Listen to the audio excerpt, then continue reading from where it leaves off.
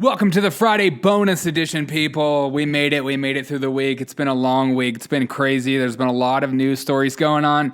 And this week, I think I'm just going to start doing this from now on, just answering your questions for me. I'm exhausted from the news from the week.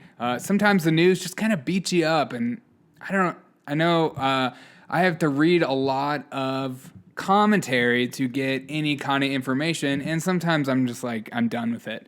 So yeah, so let's get into your questions. Let's have some fun. It's Friday. This show is sponsored by water. I always think of Curb Your Enthusiasm when I hear that noise. Anyways, any Curb fans out there? I'm a huge Curb fan. Seinfeld, Larry David, it's all good. I think I'm going to be Larry David when I get older. That's my dream. You know, just causing havoc and starting stuff with people all day long. and you know, put my foot down when somebody wrongs me. Okay, let's get into your questions. This comes from Brandon. Bigfoot, the real enemy? Brandon, thank you so much for this incredibly important question. This needs to be addressed, and I think it's the time that we talk about the real issues. You know, because I've been skirting away from the real stories like, you know, Bigfoot, the Loch Ness Monster, aliens. One of those three were confirmed this last week, and I'm not going to say which one it was, but the Pentagon came out and said that this is real, and they use unidentified objects. I don't know. Bigfoot, the real enemy? I don't know. I want to believe in Bigfoot. I really do. What do you believe? Do you think it's like, I sometimes think it's like some gorilla that's roaming around the woods, but I know that sometimes when I'm camping and I think I hear a noise, you never know. Is it he or is it a she? I love those Geico commercials when she's like talking to Bigfoot and is like, yeah, sorry, Bigfoot. And he's like, it's Larry. It's my favorite. Next question. Thank you, Brandon, for that question. That really important question. I hopefully will have more information about one of those three deep issues. This comes from Anonymous. When are you going to buy a green screen so I have to... Wait. When are you going to buy a green screen so I don't have to look at that stupid ceiling anymore? Thank you so much for that question, Anonymous. Do you want to buy me a green screen? If you're listening to this podcast via headphones, I do also a video format, and it's either you get to see my apartment or the ceiling, and sometimes I put like a picture so you don't have to see it. But I'm trying to save up money for a green screen so you don't have to look at the ceiling anymore. But if you would like to, you know, give to the cause of the green screen, you could Venmo me at theoneminutenews, all one word. You can do that. I've been looking at these green screens that wrap around a chair so then I can make it look all newsy in here and get some graphics. And if you want to help me out with some graphics too, that'd be amazing. Let's get the community together. Okay. Another anonymous question. What is the weirdest scar you have, and how did you get it? Whoa. Okay, I don't prep for this show. Let me think. I like answering off the cuff. Okay, so I have this really weird scar. I have a scar on my ankle. And it's from when I was like, I think I was in 7th grade. I came home from school. I was riding my bike. And, you know, I was feeling a little fancy that day. Feeling a little excited about life, you know. Feeling pumped up about who I was in 7th grade, even though I hated myself. What middle schooler doesn't have like the horror stories? I think I was coming home on my bike, downhill, having a good time. I think I was listening to some music. It could have been like The Roots. I was really into The Roots when I was in middle school. And that's right. I was into The Roots before Jimmy Fallon was. Okay. And so I was going down the hill on my bike, and I was feeling good, and I was like, you know what? I'm going to stand up on that little flat part that connects the seat to the handlebars. So I get up on it, and I'm up on the handlebars, and I put my feet on that pole, and then I stand up, and then I go to stand up all the way to see if I could just stand up with not holding the handlebars, just standing up in the sky. And I did it for like 1 second, but then boom, I just fell. And I just remember tumbling and rolling and just scraping my ankle on the pebbled street, and it hurt so bad. And I just remember like bleeding profusely, and I remember kind of seeing the bone and just like freaking out. And I ran home, and I put a bunch of Band-Aids and stuff on it. And I have my mom, she's a nurse, so she told me to suck it up and and you're not gonna die, so get over it. And so you know how nurses are; they're like so loving. And yeah, so I have a stupid scar from that. That's the one that comes to mind.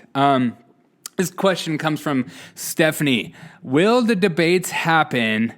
Ooh, and do you think they should? Great question, Stephanie. Appreciate you. I don't think they're going to happen. I honestly, I know Biden keeps saying he's going to do it, but I don't believe it. I don't believe it. Every time Biden talks, he says something dumb.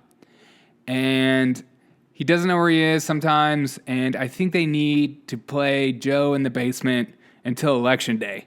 Because I don't see how him debating Trump could be a positive thing. Like, if I was his campaign manager, I would just run off the platform that there's enough people that dislike Trump, and that's it.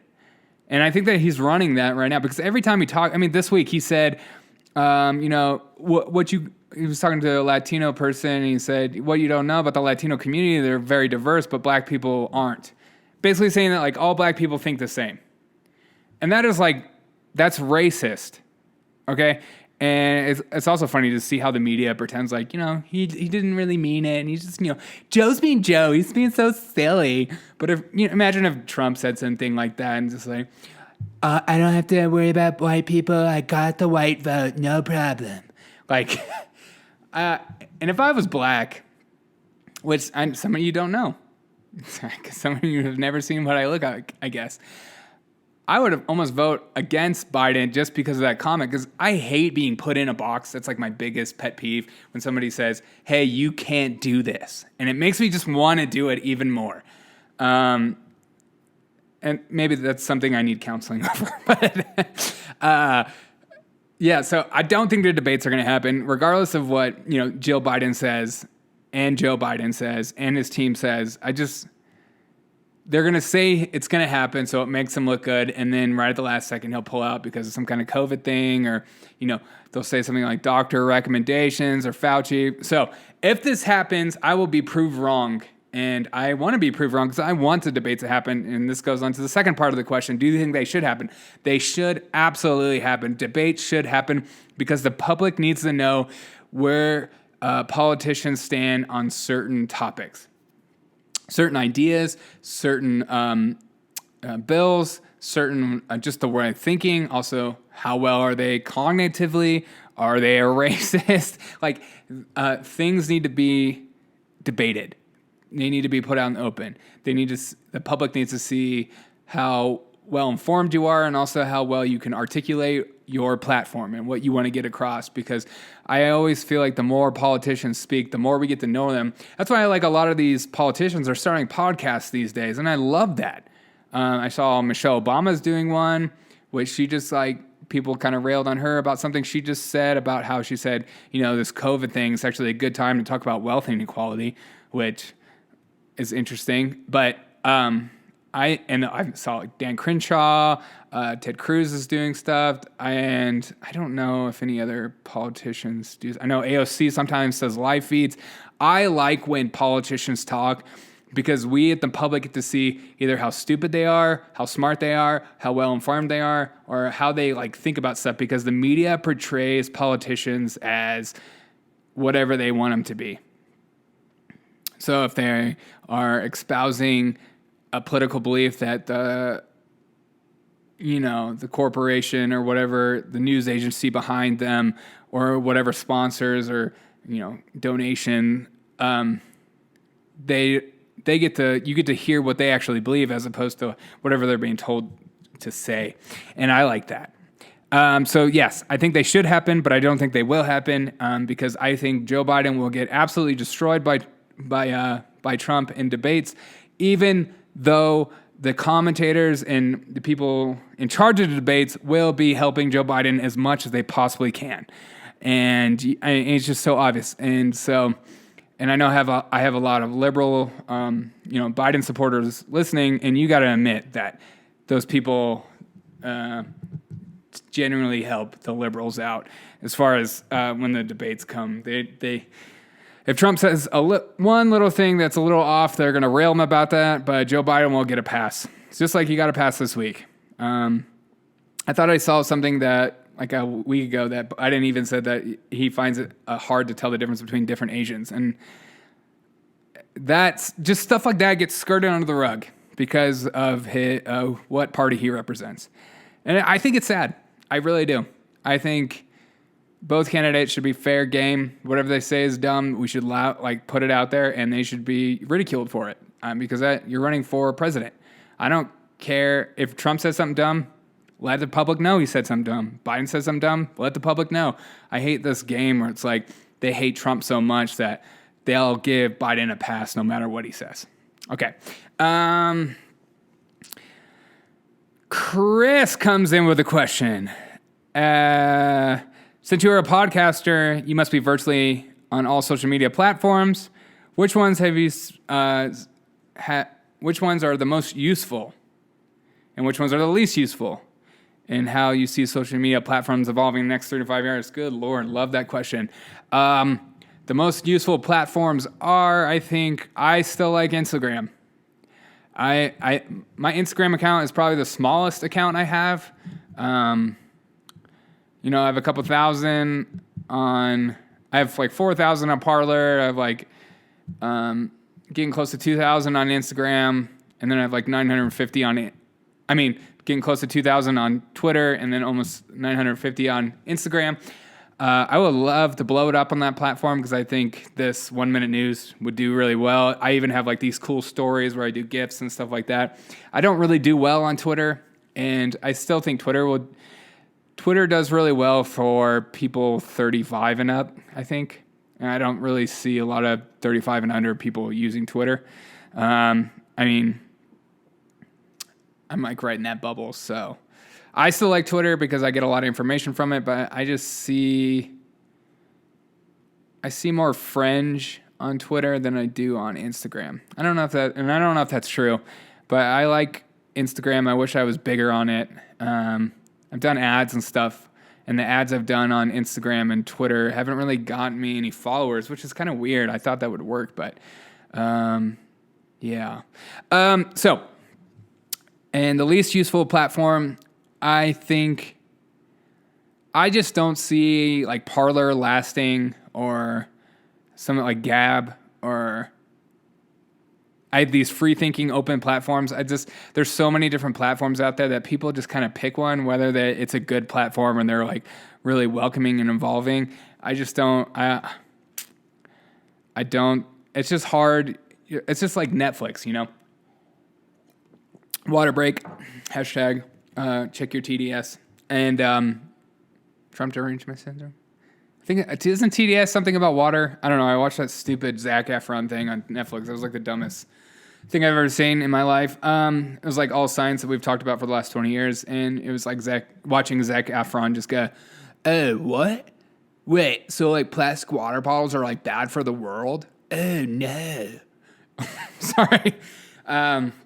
I like the part, there was like a part in the documentary, I'm getting off track. There's a part in the documentary where he's like making food. He's like, there's something like, I feel really proud when I make my own food. And you're like, you've never made your own food before?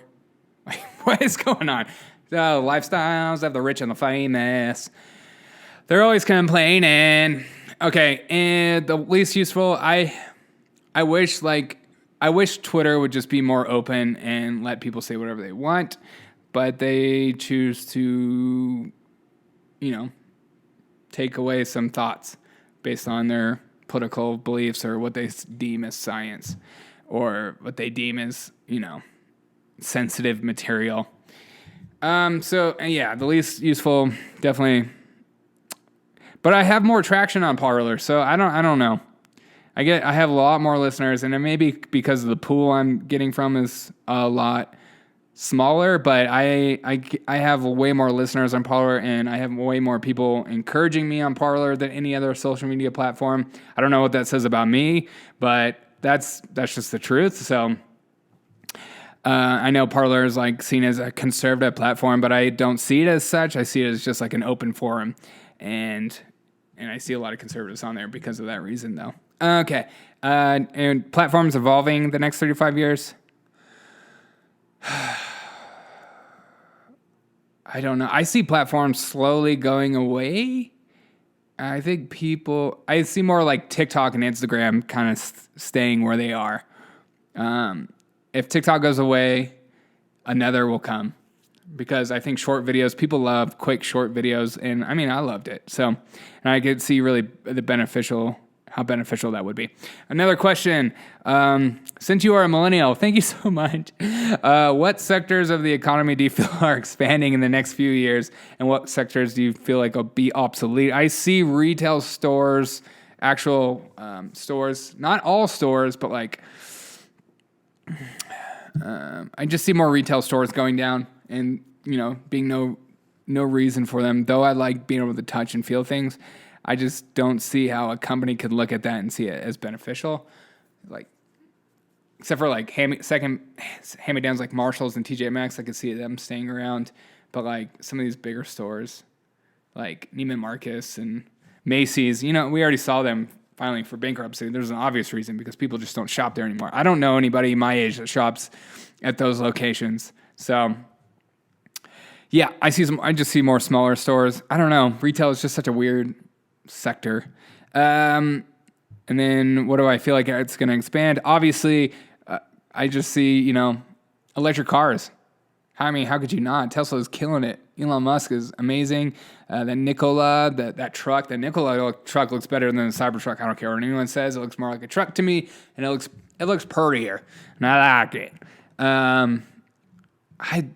I don't want to have an electric car because I like the way an engine sounds, but it's the future, and they're just so fast and just way better. So, yeah, electric cars, solar panels probably, especially because solar panels with the more like, I just feel like all it takes is one little thing to wipe out a power grid, and if you don't have solar panels to back you up,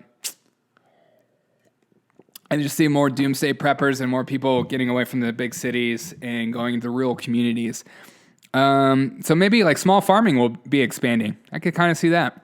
Finally, explain to your audience how to be a Patreon supporter and what works and whether there are any bonuses for that. Okay, so I started Patreon. I have one Patreon person, which I'm really thankful for. I started that because I wanted, and you could also, so I started Patreon as a way to, help support the show. Like me, I want to buy a green screen. It would be cool if people, pulled up money to get me a green screen. I put a lot of work into this, and if you see it as beneficial, I don't get paid for this. I don't have any sponsors. I'm still small, but I'd spend like 4 or 5 hours a day on this, and I'm also getting a master's, and I'm also working full time. So I am busy. But I put a lot of work into it because I just see the purpose. I just see so much benefit of an unbiased, quick news source. I try to get in a minute. Sometimes it's a little longer because the news is just crazy. Sometimes I'm a little tireder, so I speak slower too. But if it's beneficial to you, I see it as a way to give thanks to me as. So I started the Patreon as like, hey, if this is blessing you, if this is beneficial, if this is helping you not have to look at the news or read the news or go through news sources or, stay up late and you could just like watch a movie instead of like watching, Fox News, MSNBC, CNN, whatever. if you see this as like a cool thing and it's helping you a lot and you want to like give money to it because you see it as beneficial and you want to grow it, I started that Patreon for that reason. So, and I would love the more Patreons I get to be able to do extra content and to give you guys, and the bigger we get, like I would only allow like Patreon supporters to ask me questions and stuff like that. I think that would just be super cool. I would love to expand it, but I'm just so small right now that Patreon is something we're trying to build, but I'm growing a lot faster than I thought. I keep thinking I'm not very big, but I'm getting so many people, and I think it's because of you guys. And I just want to thank you guys for sharing, talking about the 1 Minute News. I mean, I just took a CPR training for school coming up, and I was talking to the guy. He's like, I'm just so exhausted of listening to the news. I'm like, well, then you should listen to 1 Minute News. And I got a new listener because of that. So just telling people, like, anytime I hear somebody say, I'm exhausted from the news, I'd always bring up the 1 Minute News because I just feel like it's what people need more than what they want. Because I just feel like the news can just beat you down because there's so much commentary and sometimes they exaggerate things just so you stay watching. So, their job is to get viewers.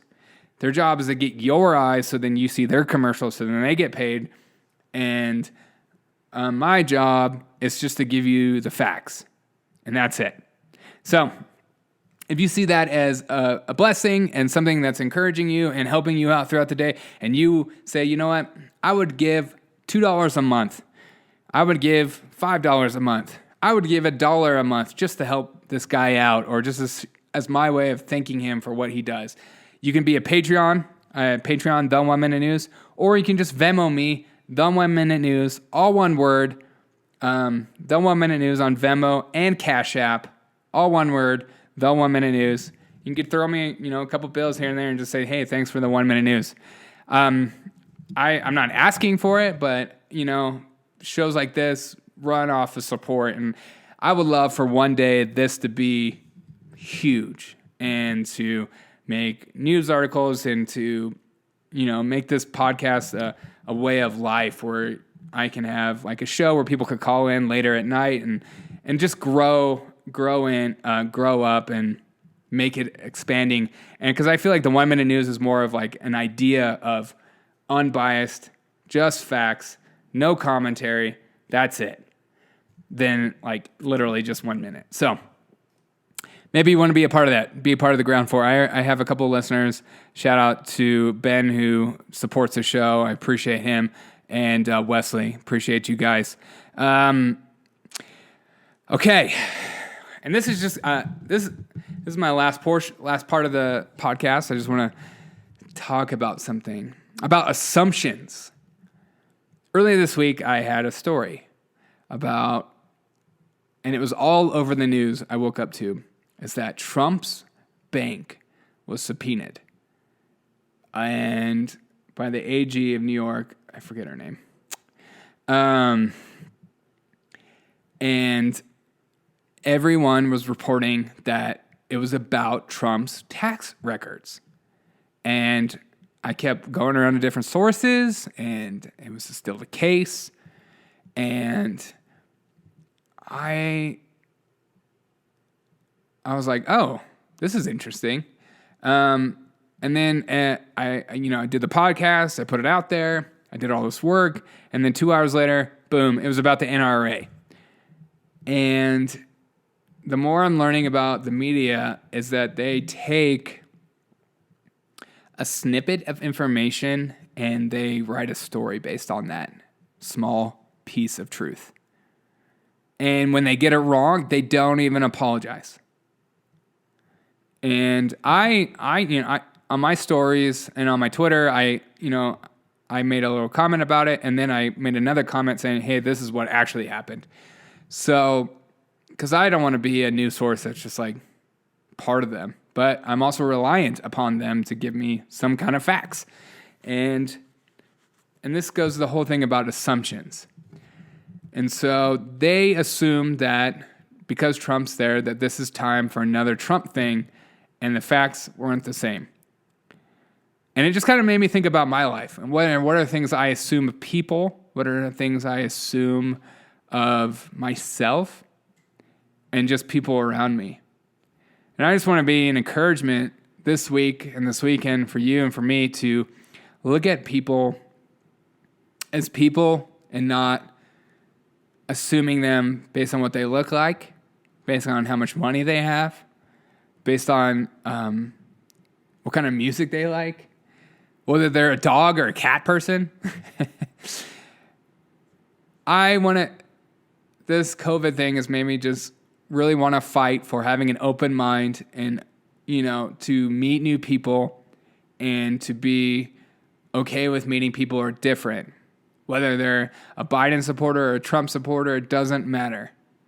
That we're still people at the end of the day. So are there some assumptions that you have in your head about people that maybe you think are dumb or just like you need to get rid of in your head?